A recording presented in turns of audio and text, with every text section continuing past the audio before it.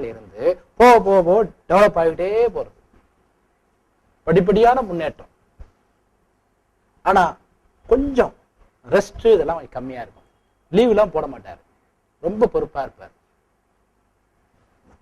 இப்ப சொல்லுங்க சார், மாசத்துல 26 நாள் வேலைக்கு போயிட்டு ஒரு நாளைக்கு 8 மணி நேரம் உழைக்க கூட ரொம்ப சந்தோஷமா இருப்பானா?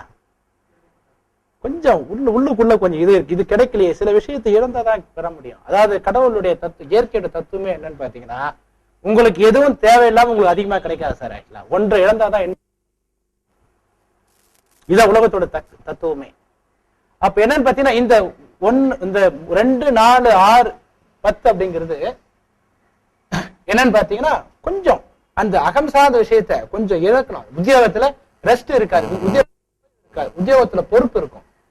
அந்த பொறுப்பான உத்தியோகத்துல தன்னுடைய பலப்படுத்திக்கிட்டே போவாங்க. இது ஒரு நல்ல அமைப்பு தான்.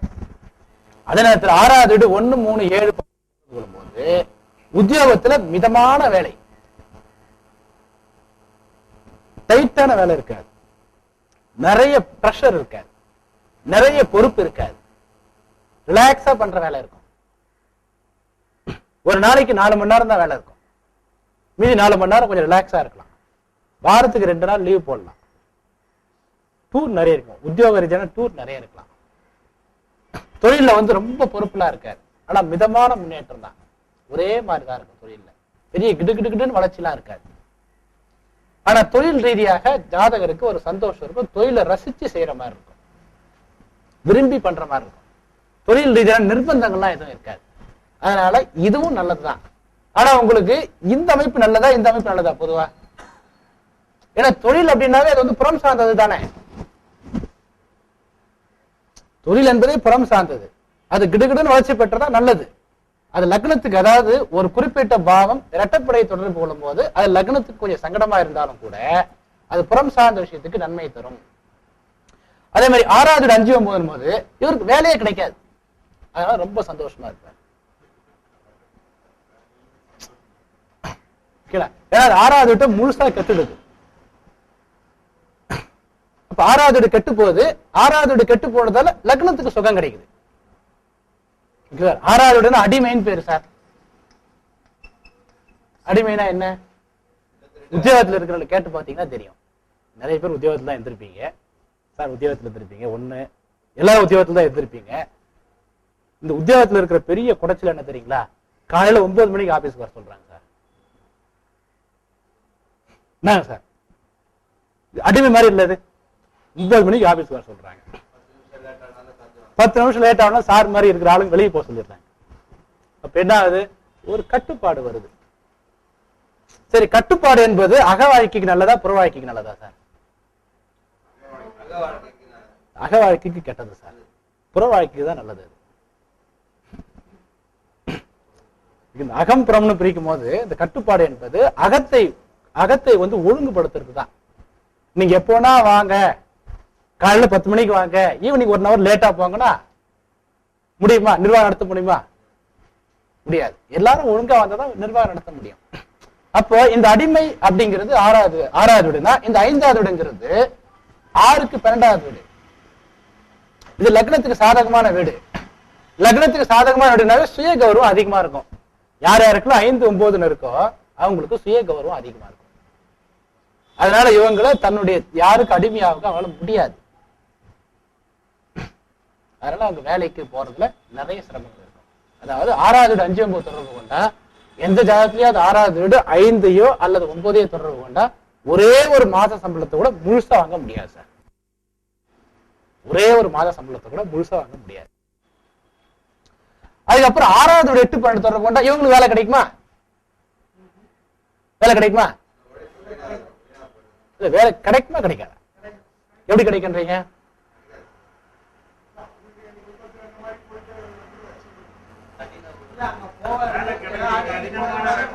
கடினமான வேலையா இருக்கும். ஏன்னா இது 6க்கு சாதகமா பாதகமா? இது 6க்கு சாதகம், லக்னத்துக்கு பாதகம். அதாவது நீங்க எல்லாத்துக்கும் எல்லா பாவத்தையும் எப்படி எடுக்கிறேன்னா, அந்த பாவத்துக்கு சாதகமா லக்னத்துக்கு சாதகமா? ஒரு குறிப்பிட்ட பாவம் மற்ற பாவத்துக்கு ஏறிங்க சார். ஒரு குறிப்பிட்ட பாவம் மற்ற பாவத்தை தொடர்பு கொள்ளும் போது ஒரு குறிப்பிட்ட பாவம்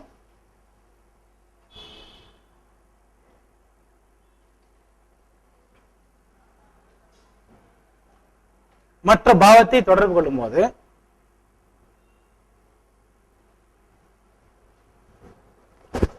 மூன்று விதமான விளைவுகளை நாம் பார்க்க வேண்டும்.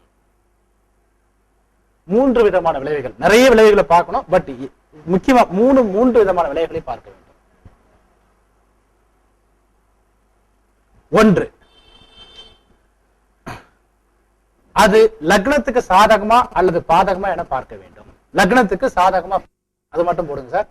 லக்னத்துக்கு சாதகமா பாதகமா, ஒன்னு லக்னத்துக்கு சாதகமா பாதகமா. ரெண்டு, ஒண்ணுங்கிறது லக்னத்துக்கு சாதகமா.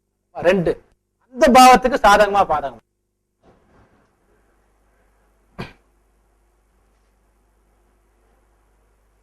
அந்த பாவத்துல இது சார், எந்த பாவம் தொடர்பு கொள்ளுறதோ அந்த பாவத்துக்கு. இப்ப 6 வந்து 8 12 தொடர்பு கொண்டா 6க்கு இது சாதகமா பாதகமா அப்படின்ற மாதிரி. 3, இரண்டாம் பாவத்துக்கு சாதகமா பாதகமா. ஏன் இரண்டாம் பாவத்துக்கு சொல்றோம் சார்? அதாவது ஒரு பாவத்தின் வழியாக பணம் கிடைச்சாவே அந்த பாவத்தின் வழியா பிரச்சனை வந்தாலும் நாம இருக்கா இல்லையா சார்? இப்போ ஒரு வேலைக்கு நம்ம போறோம், எதுக்கு?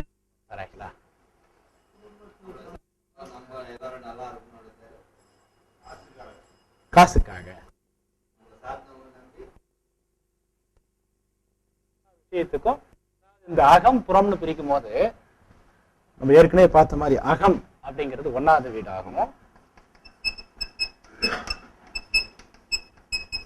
புறம்ங்கிறது 2வது வீடாகும் இருக்கும். அகம் அப்படிங்கிறது அனுபவித்தல் அப்படிங்கிற விஷயத்தை நோக்கி நகரக்கூடியது, பொருளாதாரம் அப்படிங்கிற விஷயத்தை நோக்கி நகரக்கூடியது.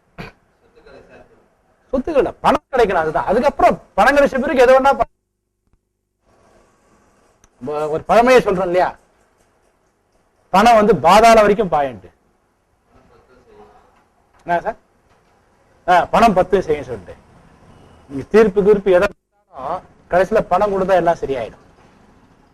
ஆகுது இல்ல சார்? ஆக்சுவலா ஆகுது இல்ல, அது ஆயிடும். அது உலகத்தோட நடைமுறை. ஏன்னா பணம் அப்படிங்கிறது இந்த 8வது வீட்டுக்கு 2வது வீடு. 8வது வீட்டை கட்டுப்படுத்த நமக்கு வரக்கூடிய பாவம் தான் இந்த 2வது வீடு.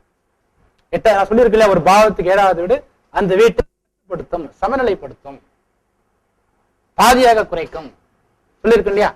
அப்போ வெறும் 8 வரும்போது 2 கம்மியாயிடுது, போடுது, ஒரு பாதி சுமைய குறையுது. புறம் சார்ந்த வாழ்க்கைக்கு பணத்தை நோக்கி தான் அந்த புறம் சார்ந்த வாழ்க்கை இருக்கும். எந்த வேலை செய்தாலும் கர்மா அப்படின்ற கர்மம் அப்படின்னா கடமை. கடமைனா என்ன? ஒரு வேலையை செய்யத்தான் கடமைன்னு சொல்லும், ஒரு பொறுப்பு செய்யத்தான் கடமைன்னு சொல்றோம். ஒரு வேலையோ ஒரு பொறுப்போ பண்ணும்போது உங்களுக்கு பணம் கிடைக்கலாம், அதுல பண்ண மாட்டீங்க. ஒரு வேலையோ ஒரு செயலியோ பண்ணும்போது எந்த வேலைக்காவது அப்படி இருந்தா அது அர்த்தமுள்ள வாழ்க்கை. இந்த பாவத்துக்கு அர்த்தம்னு ஒரு காரகம் இருக்கு சொல்லிருக்காங்களா, தர்மம், அர்த்தம், காமம், மோட்சம், அதான் சரியான. இந்த பாவத்துக்கு அர்த்தம்னு பேரு, அர்த்தத்துக்கு பொருள்னு பேரு. பொருளுக்கு 2 மீனிங் இருக்கு. ஒரு மீனிங் மெட்டீரியல் அப்படிங்கிறதும் பொருள் தான், மீனிங் அப்படிங்கிறதுக்கும் பொருள் தான். ஒரு தாசில்தார் ஒரு லெட்டர் எழுதும் போது பொருள் வீட்டு மனை பட்டா வாங்குதல் சொல்றேன்ல சார். அதுக்கப்புறம் கீழே 20 லைன் இருக்கும். ஆனா அந்த சப்ஜெக்ட் அப்படின்னு சொல்றோம் இல்லையா, இந்த சப்ஜெக்ட் அப்படிங்கிறதும் பொருள் தான், மெட்டீரியல் அப்படிங்கிறதும் பொருள் தான். இங்க தமிழுக்கு மிக ரொம்ப அற்புதமான மொழி விஷயத்தை ஒழிச்சு வச்சுட்டு இருக்கு. பொருள் அப்படின்னாவே அதுல அர்த்தம் இருக்கணும். அர்த்தம், மீனிங், பொருள், மெட்டீரியல் இதெல்லாம் ஒரே கண்ணோட்டத்தில் வரக்கூடியதால ஒரு குறிப்பிட்ட பாவம் இரட்டைப்படை 2வது வீட்டுக்கு பாதகமான வீட்டை தொடர்பு கொள்ளும் போது, 2வது வீட்டுக்கு பாதகமான வீடுங்கிறது 5, 9. இந்த வீட்டை தொடர்பு கொள்ளும் போது அந்த விஷயத்தின் மூலமாக நமக்கு பணம் கிடைக்காது.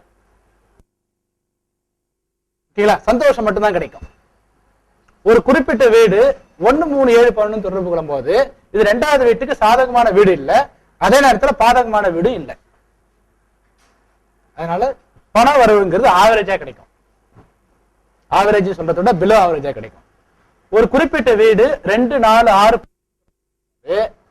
இது 2வது வீட்டுக்கு சாதகமா இருக்கு, அதனால இதன் ரீதியா பணம் அதிகமா கிடைக்கும் அந்த பாவ ரீதியா. ஆனா அதே நேரத்தில் லக்னத்துக்கு இது பாதகமற்ற பாவம், லக்னத்துக்கு இது சாதகமற்ற பாவம். லக்னத்துக்கு பாதகமும் இல்லை சாதகமும் இல்லை, நடுநிலையான வீடு. அதனால ஜாதகருக்கு இதன் ரீதியாக என்ஜாய்மெண்ட் சராசரி அளவை விட கொஞ்சம் குறைவாக இருக்கும். Okay sir. அதனால இந்த அடிப்படையில் நம்ம என்ன பண்றோம்னா நம்ம இந்த பாவங்களை எல்லா விஷயத்துக்கும் ஓகேங்களா. சரி, அந்த வகையில் இந்த ஜாதகத்தை நம்ம வருவோம். இந்த ஜாதகர் தன்னுடைய சுய முயற்சி, தன்னுடைய மூளை பலத்தால பொருளாதாரத்தை ஈட்டக்கூடிய திறமை அதிகம் இருக்கிறவரா, குறைவா இருக்கிறவரா, சராசரி லெவல்ல இருக்கிறவரா, ரொம்ப மோசமா இருக்கா? பொருளாதாரத்தை ஈட்டக்கூடிய தன்மை சராசரி அளவை விட கொஞ்சம் குறைஞ்சிருக்கு, அவ்வளவுதான். 3வது வீடு தகவல் தொடர்பு, பயணங்கள், இடமாற்றங்கள் மூலமாக நிறைய பணம் கிடைக்குமா?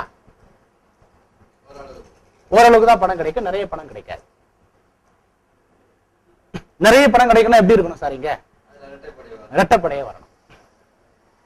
ஓகேங்களா. அடுத்து 7வது வீடு மனைவி மூலமாக நிறைய வருமானம் வருமா? மிதமான வருமானம் தான், நிறைய வருமானம் வராது. தொழில், அந்தஸ்து, கௌரவம், அதிகாரம் இவற்றின் ரீதியாக நிறைய பணம் சம்பாதிப்பாரா? கொஞ்சம் கம்மியா தான் வரும்.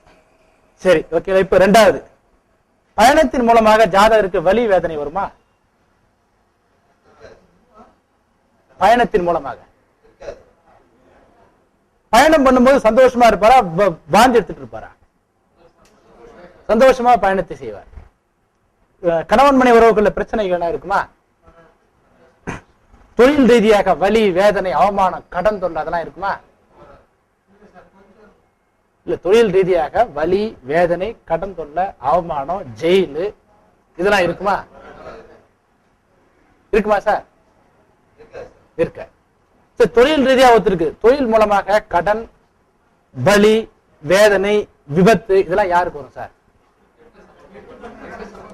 10வது வீடு 8, 12 தொடர்பு கொண்டா, 6வது வீடு 8, 12 தொடர்பு கொண்டா. அதாவது நம்ம என்ன பண்றோம், இந்த அகம் புறம்னு பிரிச்சுட்டு அகத்துக்கு 4 பாவமும் புறத்துக்கு 4 பாவம் விட்டுட்டு அகத்தை கெடுக்கிற புறத்தை 2 பாவமாவும் புறத்தை கெடுக்கிற அகத்தை 2 பாவமாவும் உங்களுக்கு 4 செக்ஷனா பிரிச்சுட்டோம்.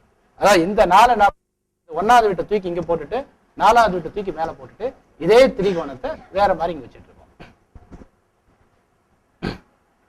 Okay sir. இதே மாதிரிதான் கிரகங்களுக்கு சார். டைம் ஆச்சு சார்? டைம் ஆயிடுச்சா? அப்படியா? சரி சரி, நான் முடிச்சிடறேன். இல்ல ஒண்ணு ஒரு 10 நிமிஷம் எடுக்கலாம்ல? ஓகே. என்ன சார்?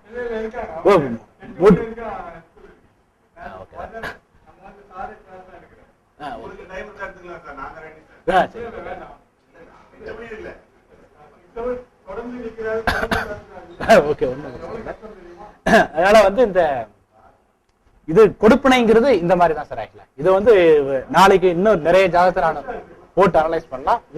உங்களுக்கு யாருன்னா உங்க ஜாதகத்தை இங்க அனலைஸ் பண்ணீங்கன்னா நீங்க டேட் ஆஃப் பர்த் டைம் இங்க கொடுத்தீங்கன்னா உங்க ஜாதகத்தையும் இதே மாதிரி வீட்டுல இருந்து நான் இந்த மாதிரி என்ன சார் என்ன சார் டேட் ஆஃப் ஜாதகம் நான் வேற மாதிரி இந்த மாதிரி தானே போடுறது. இது மணி சார் இதே இதுக்கு ஒரு ஜாதகத்தை நான் 200 ரூபீஸ் இந்த நேரத்தை மட்டும் சார்ஜ் பண்றேன். ஆனா இதே மாதிரி ஜாதகமும் போட்டு கொண்டாந்துருவேன். கிளாஸ்னு எல்லாரும் அந்த எடுத்து நீங்க கொடுத்துக்கலாம். கமர்ஷியலா பண்ணல விருப்பம் இருக்கிறவங்க உங்க டேட் ஆஃப் பர்த் டைம் ஒரு பேப்பர்ல எழுதி ஏதோ ஒரு ஈவெண்ட் திருமண தேதியோ இதே தேதியோ கொடுத்துருங்க.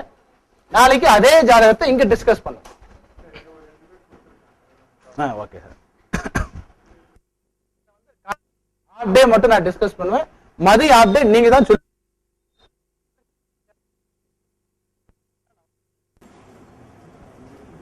ஓகே சார்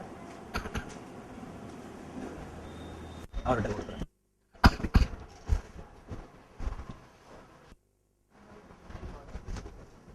இந்த புக்கு தேவையான வாங்கிக்கலாம் சார். இது டேபிள் வைக்கணும் தானே. இந்த புக்கு யாருக்கு வேணும்னு இல்ல உங்ககிட்டே பைசா உங்ககிட்டே கொடுத்துட்டோம். சொல்லுங்க. இன்னைக்கு காசு நாளைக்கு எடுத்துருவோம். நாளைக்கு வந்து ஃபீட்பேக் எனக்கு கொடுங்க. அதுக்கப்புறம் சார் கிட்ட பேசுறேன். இன்னைக்கு கிளாஸ் எப்படி இருந்தது சொல்லுங்க சார். கமெண்ட் அடிங்க.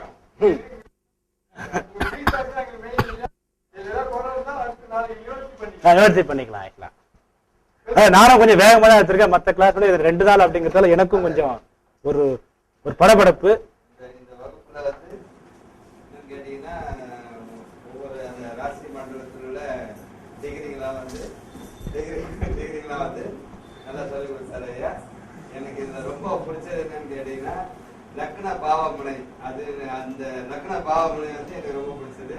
2வது இந்த நட்சத்திரம் உப நட்சத்திரம்ன்றது இந்த பாவங்களுக்கு பாவ குறிகாட்டியால இன்னும் நன்மைகள் அப்படின்றத நான் ஓரளவுக்கு புரிஞ்சு வச்சிருக்கிறேன். பட் நாளைக்கு நான் நல்லா சொல்லணும்னு நான் நினைக்கிறேன். நிச்சயமா சொல்லிடுங்க சார்.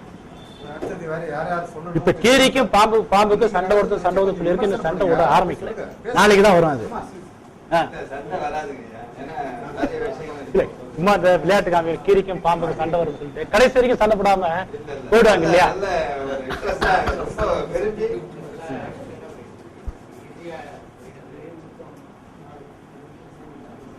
சரி சரி பேசுங்க.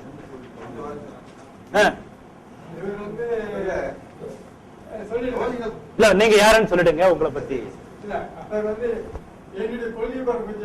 அப்படிங்களா? என்ன பத்தி தான் பேசுவாங்க. பேச மாட்டாங்க. அதனால என்ன பத்தி சொல்லுங்க. ஹலோ, என்ன பத்தி பேசுறத விட்டுட்டு நீங்க மீதி பேசுங்க. உங்களை பத்தி பேசுவோம்.